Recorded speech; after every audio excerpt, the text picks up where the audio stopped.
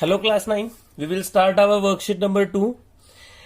In the previous exercise in 1.1 we learned about rational and irrational number. छोटा सा quick revision कर लेते हैं एक बार फिर से. रैशनल नंबर क्या होते हैं? वो सारे नंबर जिनको हम p बाई क्यू की फॉर्म में लिख सकते हैं जहां पे q 0 के इक्वल नहीं होना चाहिए और p और q दोनों के दोनों इंटीजर होने चाहिए. राइट. सेकंड, इरेशनल नंबर वो सारे नंबर जिनको हम p बाई क्यू की फॉर्म में नहीं लिख सकते हैं जहां पे q 0 के इक्वल नहीं होता है और ये दोनों इंटीजर होने चाहिए. तो इस फॉर्म में जिनको हम नहीं लिख सकते वो इरेशनल नंबर होते हैं और p बाई क्यू यानी कि फ्रैक्शन की फॉर्म में जिसको लिख सकते हैं वो रैशनल नंबर होते हैं. एक बार एग्जांपल चेकआउट करते हैं इनके. फॉर एग्जांपल 1/2, 2, 5, -3/7, -5/11, ये सारे के सारे रैशनल नंबर है. और इरेशनल नंबर जिनको हम p बाई क्यू की फॉर्म में नहीं लिख सकते हैं और वो कुछ इस तरह से होते हैं. √2, √3, √5, pi, 0.10100100001 dash dash dash as so on.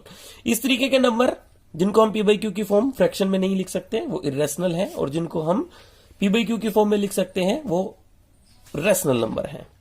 अब इन दोनों के कॉम्बिनेशन को, रैशनल और इरेशनल नंबर के कॉम्बिनेशन को हम रियल नंबर बोलते हैं. सो हम फर्स्ट क्वेश्चन लेते हैं जो ट्रू और फॉल्स है, जिसका फर्स्ट पार्ट है every irrational number is a real number. Yes, हमने अभी अभी बात की है कि जितने भी इरेशनल नंबर और रैशनल नंबर्स को अगर मिला दिया जाए तो वो दोनों क्या बन जाते हैं? Real number. Yes, every rational number is a real number.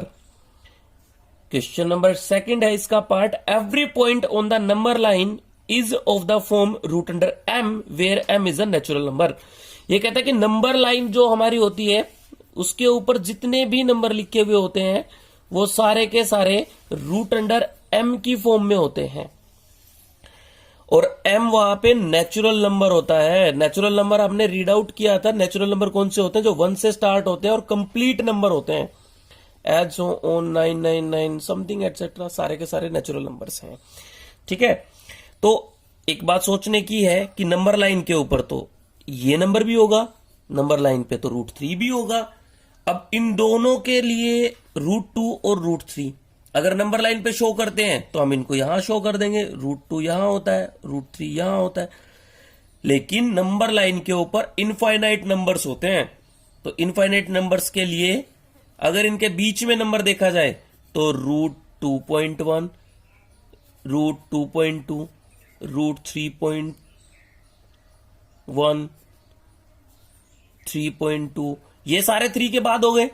ये 2 और 3 के बीच में आ गए. तो ये इनफाइनाइट नंबर्स होते हैं. 2.11111 ये सारे रूट अंडर के अंदर आ जाएंगे. ठीक है. तो ये तो नेचुरल नंबर नहीं हुआ. नेचुरल नंबर कौन से होते हैं? जो 1 से स्टार्ट होते हैं और कंप्लीट नंबर होते हैं. बट ये तो पॉइंट में आ गया.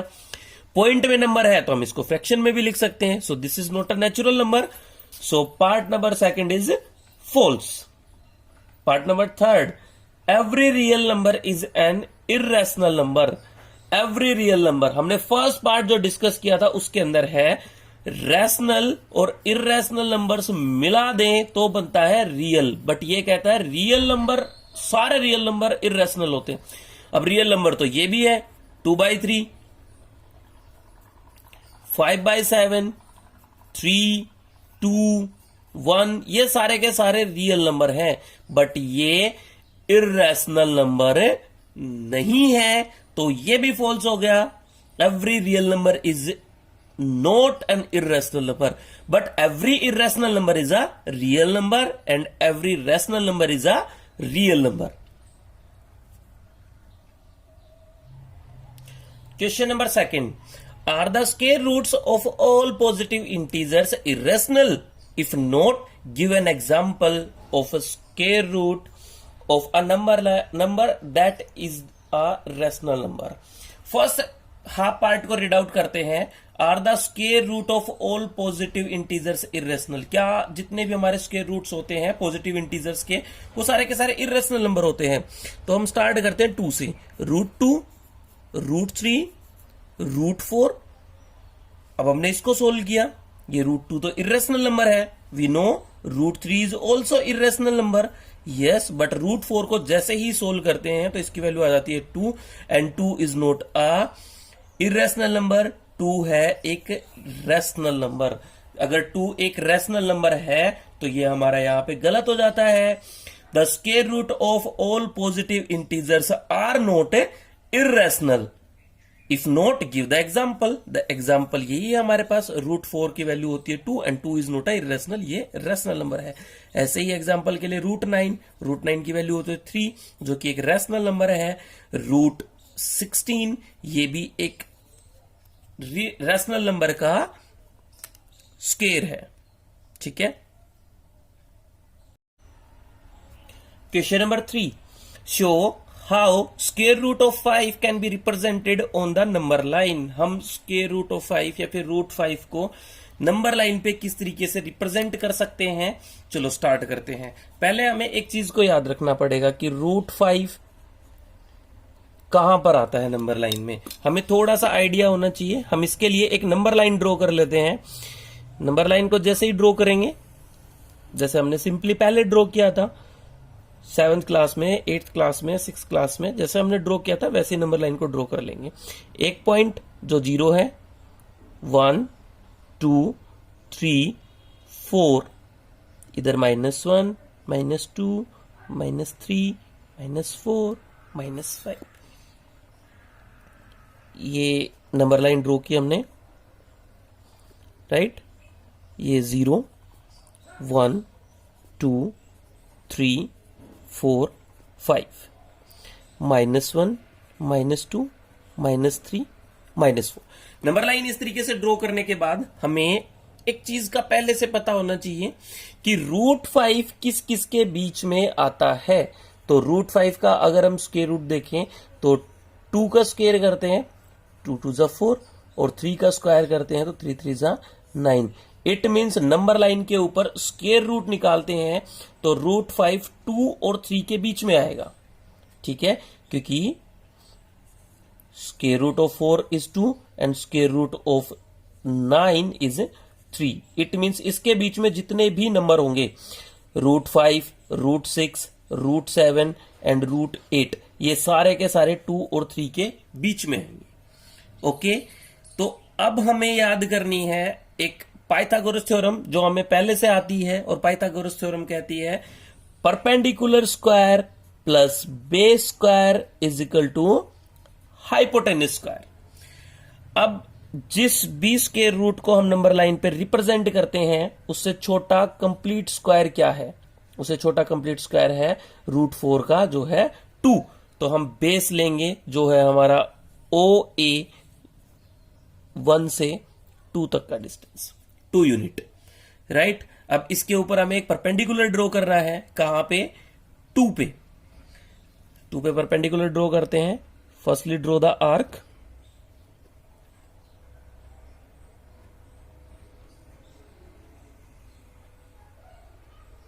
अगर आपके पास प्रोट्रैक्टर नहीं है तो आप कंपास का यूज कर सकते हैं।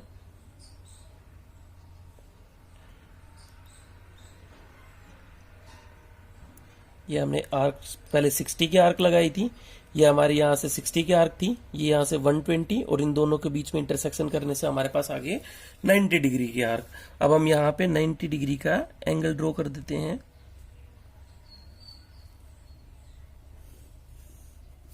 ओके, अब यहां पे 90 डिग्री का एंगल ड्रॉ करने के बाद हमें 1 यूनिट, अगर हमने यहां पे 1 यूनिट डिस्टेंस लिया है तो 1 यूनिट ही डिस्टेंस लेंगे जिसको हमें इंटरसेक्ट कर देना है, and this point is B, right. जैसे ये पॉइंट B आया, B और O दोनों पॉइंट्स को हम मैच कर देते हैं। जब दोनों पॉइंट को हम मैच करेंगे तो हमें इस तरीके से एक आर्क मिल जाती है। अब पाइथागोरस थ्योरम, उसको हमने क्यों यूज किया, उसका यूज हमने इसलिए किया था क्योंकि ये एक राइट ट्रायंगल बनती है, राइट ट्रायंगल जिसका नाम है OAB, राइट। और इस राइट ट्रायंगल OAB के अंदर OA बेस है ए बी परपेंडिकुलर है और ओ बी हमारे पास हाइपोटेनियस है। अब जो पाइथागोरस थ्योरम हमें कहती है भाई hypotenuse square is equal to base perpendicular square plus base square. Hypotenuse हमारे पास वैल्यू नहीं है तो हम क्या लेंगे, हाइपोटेनियस को एज इट इज। परपेंडिकुलर की हमारे पास वैल्यू है क्योंकि हमने 1 यूनिट लिया था ये, सो 1 स्क्वायर, और ओ ए ये 2 यूनिट है प्लस 2 स्क्वायर। जैसे ही हाइपोटेनियस स्क्वायर इनको सोल्व करते हैं 1, 2 का स्क्वायर करते हैं तो 2 2 जा 4। So hypotenuse square is equal to 1 plus 4 that is 5। और हाइपोटेनियस की वैल्यू क्या थी हमारे पास, h is equal to root under 5, और h किसके लिए था, OB। इट मीन्स हमारे पास जो वैल्यू आई है वो OB की क्या है, रूट 5। और हमने 8th क्लास में एक चीज रीड आउट की थी कि जब हम कोई भी सर्कल ड्रॉ करते हैं तो उस सर्कल की रेडियस हर जगह इक्वल होती है। तो हम इतना कंपास ओपन करेंगे OB के जितना, और यहां से एक आर्क लगा देंगे जो हमें नीचे नंबर लाइन पे इंटरसेक्ट करेगी, और जैसे नंबर लाइन पे इंटरसेक्ट करेगी so this point is root 5, क्योंकि ये रूट 5 रेडियस के द्वारा ड्रॉ किया गया एक सर्कल है। आप इसको अगर इस तरह से कंप्लीट ड्रॉ करते हो तो आपको एक सर्कल दिखाई देगा, बट हमें क्या चाहिए, हमें चाहिए नंबर लाइन के ऊपर रूट 5 किस तरीके से रिप्रेजेंट करते हैं। तो ये हमने सोल्व किया। अब एक और सोल्व करके देखते हैं, हम रूट 3 को सोल्व करते हैं। ये तो क्वेश्चन नंबर 3 था। अगर हम रूट 2 को सोल्व करें फिर उसके बाद रूट 3 को सोल्व करते हैं, तो नंबर लाइन ड्रॉ करते हैं। अगेन कोई भी एक नंबर लाइन ड्रॉ कर लेते हैं हम इसके लिए। जैसे ही हमने नंबर लाइन ड्रॉ किया, इस बार हम क्या करते हैं, 2 यूनिट्स ले लेते हैं गैप, 0 2 1 2 3 4 5 और 6। गैप हमेशा इक्वल डिस्टेंस पे होना चाहिए, चाहे आप 1 यूनिट पे लो चाहे आप 2 यूनिट पे लो। हम यहां ले लेते हैं 0 -1 -2 1 2 और 3। ठीक है, हम सोल्व करने वाले हैं रूट 2 को। फर्स्टली हम सोल्व करेंगे रूट 2। अब रूट 2 किस किस के स्क्वायर के बीच में आता है, रूट 2 से ये 1 स्क्वायर अगर लें तो वो 1 हो जाएगा, और 2 का स्क्वायर लेते हैं तो वो 4 हो जाएगा। इट मीन्स 1 और 4 के बीच आता है। तो जो स्मॉलेस्ट कंप्लीट स्क्वायर वैल्यू है वो है 1। तो हम फर्स्ट डिस्टेंस लेंगे 1। जैसे ही फर्स्ट डिस्टेंस 1 लेते हैं, हमें वही काम करना है। डिस्टेंस 1 लेने के बाद हम नाम रखेंगे इसका, जो हो जाएगा A और B। A और B नाम रखने के बाद हम 1 यूनिट डिस्टेंस पे 90 डिग्री का एंगल ड्रॉ कर देंगे।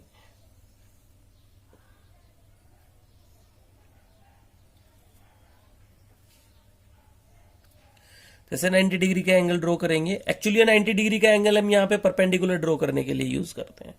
ठीक है, और परपेंडिकुलर ड्रॉ करना मैंडेटरी है। परपेंडिकुलर क्यों ड्रॉ करते हैं, क्योंकि परपेंडिकुलर ड्रॉ करने के बाद हमारे पास आ जाती है पाइथागोरस थ्योरम अप्लाई करने की आजादी। जैसे ही हम 90 डिग्री का एंगल ड्रॉ करते हैं, हमारे पास अब लेंगे हम इसमें 1 यूनिट डिस्टेंस जो परपेंडिकुलर होगा। सो हमने यहां पे 2 यूनिट ले रखा है, तो 2 यूनिट का जैसे हमने 1 बना रखा है वैसे हम यहां पे 2 यूनिट डिस्टेंस लेंगे।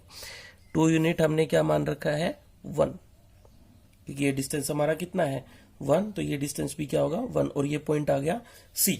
अब ज्वाइन करा दो किसको, A और C पॉइंट को। A और C पॉइंट को जैसे ही ज्वाइन कराओगे आपको आपका हाइपोटेनस मिल जाता है। अब आपकी राइट ट्रायंगल का नाम है ABC, जिसके अंदर hypotenuse square is equal to perpendicular square plus base square. Hypotenuse क्या है, OC स्क्वायर, परपेंडिकुलर क्या है BC, प्लस बेस है AB स्क्वायर। अब हमारे पास OC की तो वैल्यू है नहीं, तो OC square is equal to BC square. BC कितना है, हमने लिया था 1 यूनिट, तो 1 यूनिट 1 स्क्वायर प्लस AB कितना है 1 स्क्वायर। अब OC square is equal to 1 plus 1, 1 का square 1 and 1 square is also 1।